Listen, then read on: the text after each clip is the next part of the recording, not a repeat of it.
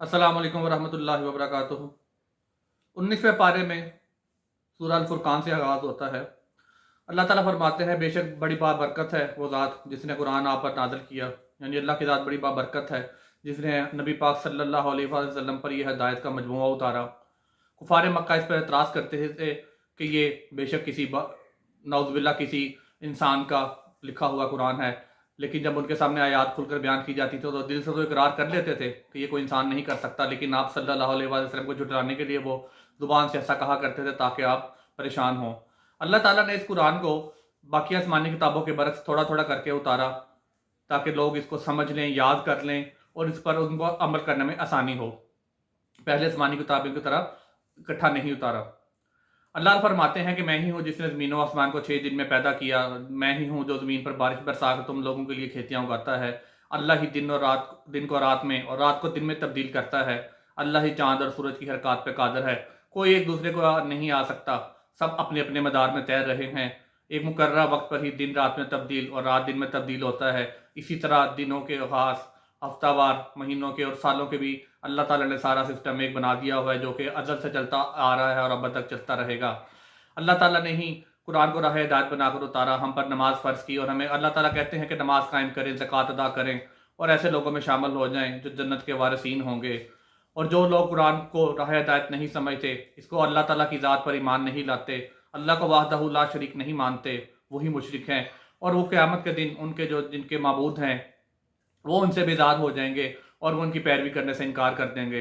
और माबूद और इबादत करने वाले मुशरिक जो हैं, उनको मानने वाले, वो दोनों के दोनों जहन्नम में फेंक दिए जाएंगे। याद रहे कि अल्लाह ताला हर गुनाह माफ़ फरमा देंगे माँ सिवाय शिर्क के। अल्लाह ताला ही हैं कि जिन्होंने जो समुंदर दो बनाए, एक तरफ खारा पानी है, एक तरफ मीठा पानी है। जब ये आयत नाज़िल हुई, कुफ़ार ने इस पर बड़ी हैरत का इज़हार किया कि कैसे मुमकिन है कि दो समुंदर आपस में मिले और एक दूसरे का पानी उनके अंदर मिक्स ना हो। लेकिन कुछ कुछ अर्सा पहले जब ये डिस्कवरी हुई कि एक जगह पे साउथ अफ्रीका के पास एक जगह पे, आप इंटरनेट पर वो वीडियो भी दे सकते हैं कि एक समंदर का हिस्सा जो है वो किसी और रंग का है और एक किसी और रंग का है। वो आपस में टकराते ज़रूर हैं लेकिन वो बिल्कुल ऐसे आपस एक दूसरे से अलग रहते हैं कि जैसे वो दो उनके बीच में कोई दीवार खड़ी कर दी है। बेशक अल्लाह ताला हर चीज़ पर कादिर है। अगली सूरह मुबारक सूरह शुअरा है जिसमें पहले अल्लाह ताला ने हज़रत मूसा का किस्सा बयान फरमाया कि कैसे उन्होंने फ़िरौन को दावत दी, उनके फ़िरौन के जादूगरों का मुकाबला किया, लेकिन फ़िरौन उनकी तालीमात पर ईमान नहीं लाया और आखिरकार उसको पानी के सुपुर्द कर दिया गया और उसमें डूबकर हलाक हो गया।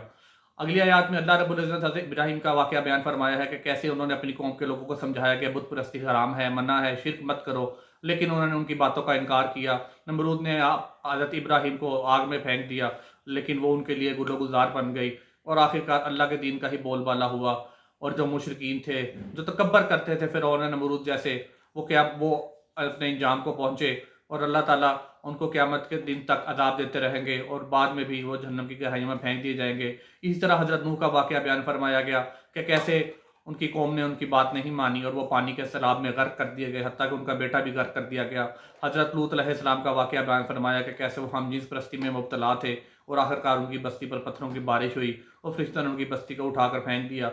अल्लाह ताला ने कुरान पाक में पिछली तमाम उम्मतों का वाक़या बार बार इसलिए बयान फरमाया है कि काश के लोग इससे सबक सीख लें कि कैसे पिछली जो लोग थे, पिछली उम्मतें थीं, वो अल्लाह के नाफरमानी करती थीं, अल्लाह ताला के अहकामात को नहीं मानती थी, अनबिया को झुठलाती थीं। तो आखिरकार अल्लाह का अज़ाब उन पर आ गया और वो लोग नीस्त व नाबूद हो गए और वो क़यामत तक अज़ाब का शिकार रहेंगे और उसके बाद भी वो जहन्नम की अथाह गहराइयों में अपने अमाल का मज़ा चखेंगे। अगली सूरह मुबारक सूरह अल-नमल है। इसमें हज़रत सुलेमान अलैहिस्सलाम का वाक़या बयान किया गया है। हज़रत सुलेमान को अल्लाह ताला ने बहुत सी ताकतें बख्शी थी जो बाकी अनबिया में वो खसूसियात नहीं थीं। अल्लाह ताला ने उनको परिंदों, जानवरों की और गैर इंसानी मखलूक़ात की बोली समझने का फ़न अता फ़रमाया था। वो उनकी बोली सुन सकते थे, समझ सकते थे, उनसे कलाम कर सकते थे। तमाम जिन्नों को उनके मातहत कर दिया गया था और तमाम इस तरह की गैर इंसानी मखलूक़ात जो थी वो उनके ताबे थीं, तमाम जानवर भी। और वो एक बहुत बड़े उस वक़्त के बादशाह थे। उनको पता चला कि कैसे उनके सल्तनत में एक जगह पे एक खातून हुकूमत करती हैं कि जो सूरज की पूजा करती हैं। उन्होंने कहा कि कौन है कि जो उस मलका को मेरे पास लेके आए। जिन ने कहा कि मैं पलक झपकने से पहले भी ले आऊँगा।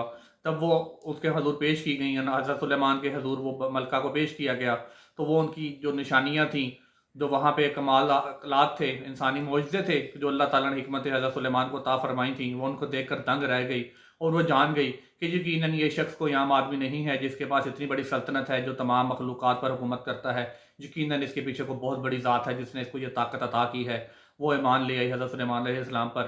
اسی طرح اللہ تعالیٰ اپنی نشانیاں کھول کر بیان فرماتے ہیں تاکہ لوگ اس پر ایمان لے آئیں۔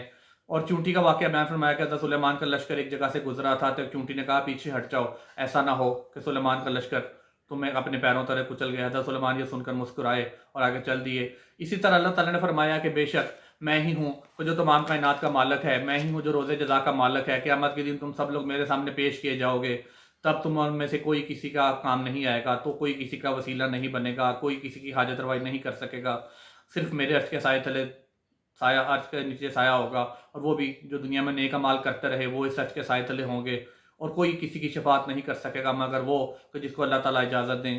اور جناب محمد صلی اللہ علیہ وآلہ وسلم اس دن اللہ کے حکم سے مومنون کی شفاعت فرمائیں گے۔ اللہ تعالیٰ سے دعا ہے کہ اس دن ہمیں جناب محمد صلی اللہ علیہ وآلہ وسلم کی شفاعت سے بہرہ مند فرمائیں، اور جناب محمد کے صلی اللہ علیہ وآلہ وسلم کے ہاتھوں سے حوض کوثر کا پانی نصیب فرما کر جنت میں ان کا ساتھ نصیب فرمائیں۔